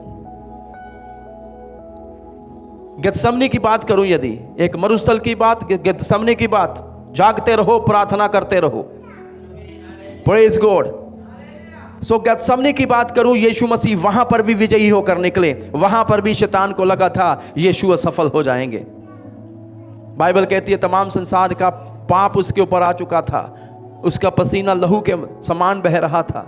शैतान वहीं पर भी था उसको तंग करने के लिए, क्योंकि जब वो परीक्षा के स्थान से गया था, ध्यान से सुनिएगा, लूका लिखता है तब थोड़े समय के लिए शैतान यीशु से दूर चला गया, थोड़े समय के लिए। Now he came back with more strategies, षड्यंत्रों के साथ वापस आता है। और यीशु जब क्रूस पर थे, वहां पर भी यीशु जयवंत होकर निकले हैं। शैतान को लगा शायद यीशु मूर्ख है, he said he may be a fool, now he's dying on the cross। यही तो शुरू से करना, वो यीशु को मारना चाहता था। याद करिए जब यीशु का जन्म हुआ था, को थोड़े सालों के बाद उस राजा हेरोदेस ने कितने साल से कम के बच्चों के लिए, 2 साल से कम के बच्चों के लिए सबको मरवा दिया था। Now that was the plan of Satan to kill Jesus। वो उसका शुरू से ही षड्यंत्र था, मंदिर के कंगूरे से गिरवा कर मरवा देना चाहता था। हर एक कोशिश उसने करी और इस बार वो सफल हो गया क्रूस पर। और उसको लगा यीशु असफल हो गए हैं, पर यीशु वहां से भी जयवंत होकर निकले। यीशु जब मुर्दों से जी उठा तब वो जयवंत होकर निकला। हालेलुया, आमीन। और शैतान को लगा था अब खत्म हुआ, पर अभी तो शुरू हुआ था, अभी तक चल रहा है। जी उठने के बाद खत्म नहीं हुआ, वहां से तो असली शुरुआत हुई थी। Praise the Lord. Jesus said, Yeshu ने कहा मैंने उपलब्ध कर दिया, मेरा रक्त अब बहाया जा चुका है और ये तमाम मानव जाति के लिए उपलब्ध है। और मैं जी उठकर पिता के दाहिने अपनी उस स्थान पर जहां मैं सर्वदा विराजमान था, वहां बैठकर लोगों का उद्धार करूंगा जितने मेरे पास आएंगे। कितनों को समझ आ रहा है? हालेलुया, आमीन। शैतान को लगा था कि सब खत्म हुआ। जब यीशु का रक्त क्रूस पर बह रहा था, उसको लगा था सब खत्म हुआ। जब यीशु की वो फटी हुई देह क्रूस से उतारी जा रही थी, शैतान को लगा था खत्म हुआ। मुझे तो ऐसा लगता है कि पूरे 3 दिन यीशु की देह जब कब्र में थी, कुछ लोग ऐसा कहते हैं दुष्ट आत्मा ने पार्टी की होगी। शैतानी किंगडम, शैतान का राज्य और शैतान, ये सब बड़े प्रसन्न होंगे, प्रसन्न चित्त होंगे, वाह वाह अब ये वापिस नहीं आएगा। लेकिन वो वापिस आ गया। Hallelujah, praise God. वो सबके बारे में ऐसा ही चाहता है जिनको खुदा ने चुना हुआ है। मुझे उसने कई बार पीछे खींचने की कोशिश करी, उसको लगा ये वापिस नहीं आएगा, मैं दोबारा वापिस, क्योंकि मेरा प्रभु भी वापिस आ गया था। Hallelujah, amen. So when Jesus died on the cross, जब यीशु क्रूस पर मरे तो शैतान ने अपनी विजय को मनाया। वो कहता कि वाह खत्म हुआ, लेकिन यीशु वापिस आ गया। हालेलुया, वापिस आ गया। The lamb has come back, आमीन। पर यदि आप प्रकाशित वाक्य में इस मेमने के शत्रु को देखेंगे, पता वो कौन है? बाइबल में इसको क्या कहा गया है? बाइबल उसको बताती है शैतान को, प्रकाशित वाक्य 12 अध्याय के आधार पर, अ ग्रेट रेड ड्रैगन, एक खूंखार लाल अजगर, ड्रैगन, बीस्ट। मिला आपको 12 अध्याय में? थोड़ी थोड़ी बातें मैं करके जा रहा हूं ताकि आने वाले अध्याय आपके लिए आसान हो जाए। स्त्री और अजगर की वहां पर बात की गई है। यह लाल अजगर कहा गया है। एक तरफ देखिए विनम्र मेमना, जो शायद कमजोरी की निशानी है, नम्रता की निशानी है, मीकनेस की निशानी, दया की निशानी है। और दूसरी तरफ एक खूंखार लाल अजगर, जो शक्ति की निशानी है, अधिकार की निशानी है। और ये उसके सामने आकर खड़ा हो गया है। हालेलुया।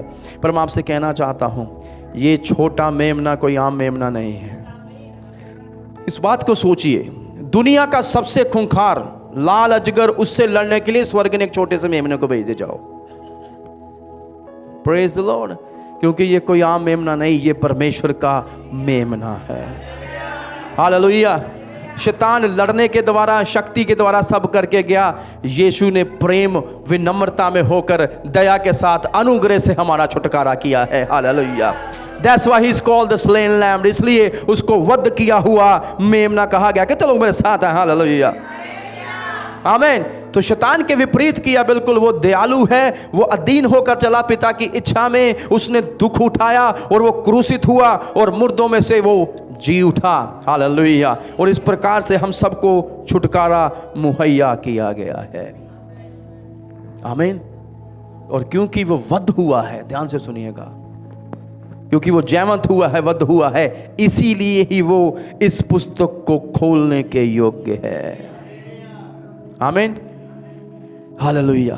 कितने लोग मेरे साथ हैं? किसी को मुड़कर कहें वो इस पुस्तक को खोलने के योग्य है। और आइए इस छोटे मेमने को, इज नॉट, वो इतना भी छोटा नहीं है, पर देखने में सिंबलिज्म। आमीन। हम इस मेमने के बारे में कुछ चीजें सीखेंगे, फिर प्रार्थना करेंगे। सबसे पहली बात, अब ये मेमना स्वर्ग में है। हालेलुया। अब वो उस चरनी में नहीं है जो गंदी थी। अब वो उन रास्तों पे नहीं चल रहा गलील के, जहां पर धूल मिट्टी उड़ा करती थी। अब वो उस जहाज के तूफानों में नहीं है। हालेलुया। अब वो क्रूस के ऊपर लटका हुआ नहीं है। अब वो उस बंद हुई कब्र में भी नहीं है। अब वो सिंहासन पर विराजमान है, और वो भी स्वर्ग में पूरी महिमा के साथ वो ऊंचा उठाया जा रहा है। स्वर्गदूत उसी की आराधना कर रहे हैं।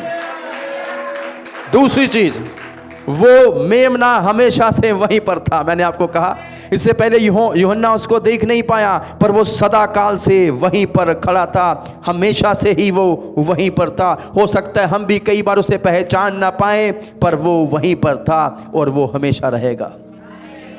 मत्ती 18:20 के आधार पर तीसरी चीज जो मैं आपसे कह रहा हूं, वो इस मेमने के हाथों में अभी भी छेद हैं, पैरों में अभी भी छेद हैं। यहां पर अभी भी उसके निशान हैं जो उसने हमारे लिए किया है। हालेलुया। और जब हम यीशु को स्वर्ग में देखेंगे, हम उसके कष्ट उठाए जाने वाले उन चिन्हों को भी देख पाएंगे जो उसने हमारे लिए उठाए हैं। हालेलुया। फॉर एटर्निटी, सदा काल के लिए वो निशान यीशु के हाथों में ही रहेंगे, जो इस बात की चेतावनी होंगे, हमें चिताया जाएगा ताकि कोई भी स्वर्ग में घमंड ना कर सके, कोई भी बूस्ट ना कर सके अपने आप पर। जब जब हम मेमने को देखें, हमें याद आए इसी के द्वारा मैं छुड़ाया गया हूं, और फिर स्वर्ग आराधना से भर जाएगा, फिर स्तुति होगी, फिर महिमा होगी।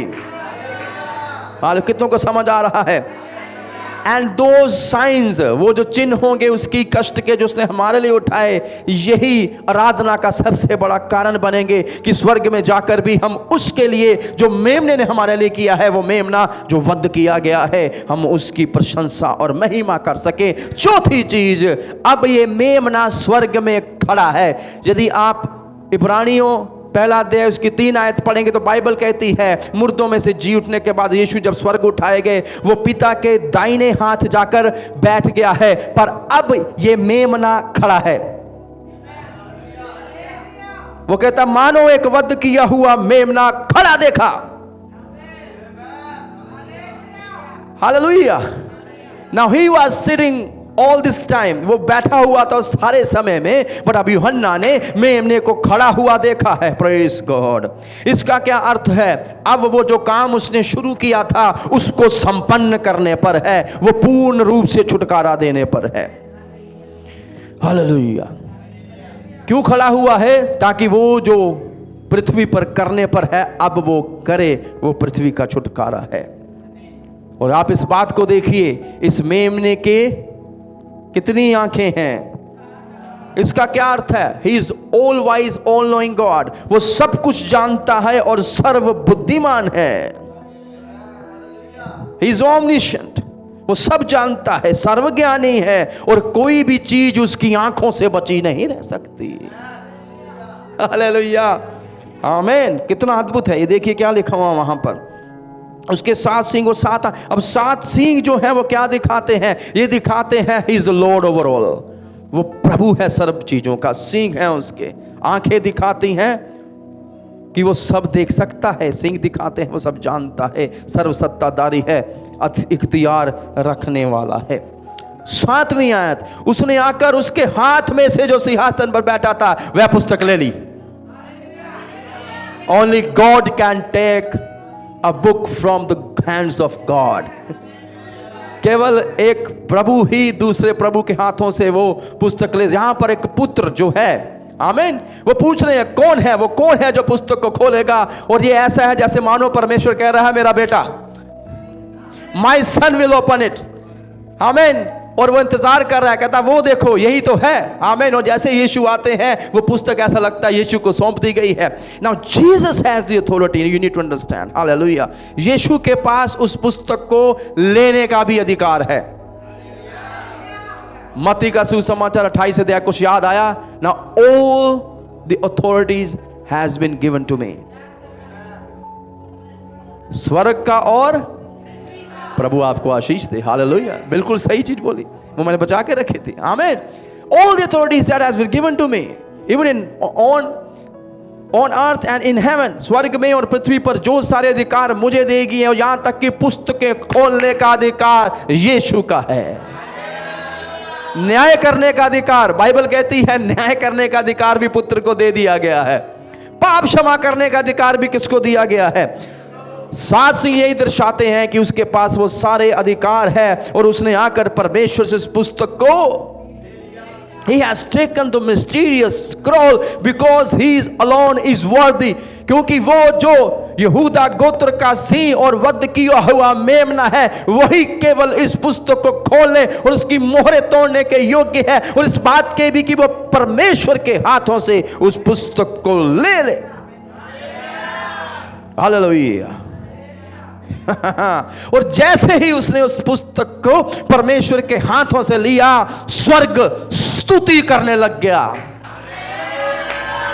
Hallelujah. Heaven breaks out in the anthem of praise. स्वर्ग जो गर्जन से भर गया, नारे लगने लग गए, महिमा होने लगे। इसलिए मैंने कहा ये वाला प्रचार मैं आने वाले दिनों में करूंगा। हालेलुया। और मैं आपको बताऊंगा ये सब लोग आराधना क्यों कर रहे हैं। वो इसलिए कर रहे हैं क्योंकि यीशु वध किया हुआ मेमना यहूदा गोत्र का शेर है, सर्वसत्ताधारी है, और बलिदान हुआ मेमना जो छुड़ौती देने के लायक है। हालेलुया। और पूरा स्वर्ग जो है वो क्या कर रहा है? बोल नहीं रहे आप? स्तुति कर रहा है, क्योंकि अब समय आ गया है जब यीशु पृथ्वी को छुड़ाने के काम को पूरा करेगा, और वही यीशु इस पुस्तक को लेने और उसकी मोहरों को तोड़ने के योग्य है। Hallelujah, hallelujah. यदि सच में पृथ्वी को खरीदने का स्वामित्व पत्र ये पुस्तक ही है, तो यीशु ही है वो जो इसको खोल सकता है, क्योंकि वही स्वामी है। किसी को मुड़कर कहें वही स्वामी है। 3 कारण बताकर आमीन करूंगा। 3 कारण यीशु इस पुस्तक को खोलने के योग्य है, जो कि छुड़ौती है उस पृथ्वी की। पहली बात, यीशु ने ही सृष्टि को बनाया है, इसलिए वो योग्य है। He is the right owner. Are you understanding now? वही राइट ओनर है। शुरू से ही the world is his by right of creation, क्योंकि उसने ही सृष्टि करी थी, इसलिए जगत उसी का है। दूसरी चीज, क्योंकि उसने इसको छुड़ाया है बलिदान होकर, इसलिए इसका है। By the right of Calvary, जो क्रूज पर उसने किया है, उसके अधिकार के कारण ये पृथ्वी उसकी है। तीसरी चीज, क्योंकि वो पृथ्वी को जीत लेगा, इसलिए उसकी है। He will retake it. Remember? Hallelujah. जब यीशु बादलों पर आएगा अपनी दुल्हन के साथ, उन स्वर्गदूतों के साथ, उन महान घोड़ों पर, उन स्वर्गदूतों पर जो ऐसे हैं जैसे किसी मस्तिष्क में ना चढ़े हों, और वो इख्तियार लेगा। शैतान और उसके दूत बांध दिए जाएंगे, और हम उसके साथ पृथ्वी पर 1000 साल के लिए राज्य करेंगे। He will take it back and nobody will able to stop Jesus. और तब यीशु को कोई रोक नहीं पाएगा।